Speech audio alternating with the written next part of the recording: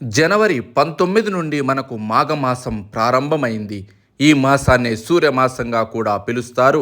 ఈ మాఘమాస ప్రారంభం నుంచి 7వ రోజున రథసప్తమిగా జరుపుకుంటారు. ఈ లెక్కన చూస్తే ఈ సంవత్సరం మాఘశుద్ధ సప్తమి 2026 జనవరి 25వ తారీఖున రథసప్తమి వచ్చింది. పంచాంగాల ప్రకారం ఆ రోజు తెల్లవారుజామున 12 గంటల 39 నిమిషాలకు సప్తమి తిథి ప్రారంభమవుతుంది. రాత్రి 11 గంటల 10 నిమిషాలకు ముగుస్తుంది. ఇక ఆ రోజు సూర్యోదయం ఉదయం 7 గంటల 13 నిమిషాలకు ప్రారంభమైంది. అయితే ఆ రోజు తెల్లవారుజామున చేసే స్నానాలకు చాలా ప్రాముఖ్యత ఉంది. ఆ స్నానాలను అరుణ స్నానంగా చెప్తారు. ఈ అరుణ స్నానం చేయడానికి శుభ సమయం తెల్లవారుజామున 5 గంటల 26 నిమిషాల నుంచి 7 గంటల 13 నిమిషాల వరకు ఉంటుంది. రథసప్తమి సూర్యగ్రహణంతో సమానమైన శక్తిని కలిగి ఉంటుందని పురాణాల్లో పేర్కొనబడింది. అందుకే ఆ రోజు అరుణోదయంలో చేసే స్నానాలు, జపాలు సూర్య భగవానుడికి ఇచ్చే తర్పణాలు కోట్ల రెట్ల పుణ్య ఫలాలను కలుగజేస్తాయి.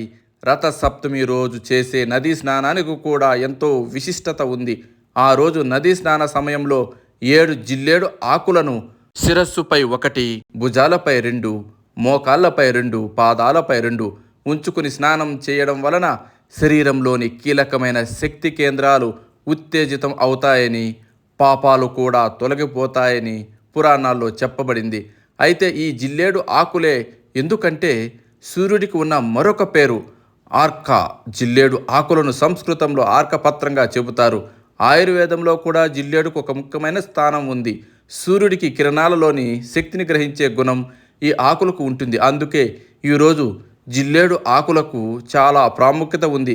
ఎవరికైతే నదీ స్నానం వీలు కాదో వారు కూడా స్నానం చేసేటప్పుడు ఇదే విధంగా చేసినట్లయితే ఎన్నో ఆరోగ్య సమస్యలు తొలగిపోతాయని పండితులు చెబుతున్నారు.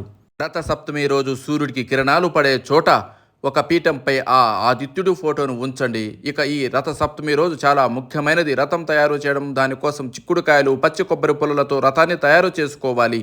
పచ్చి పుల్లలు దొరకని వారు ఎండు పుల్లలను వాడుకోవచ్చు.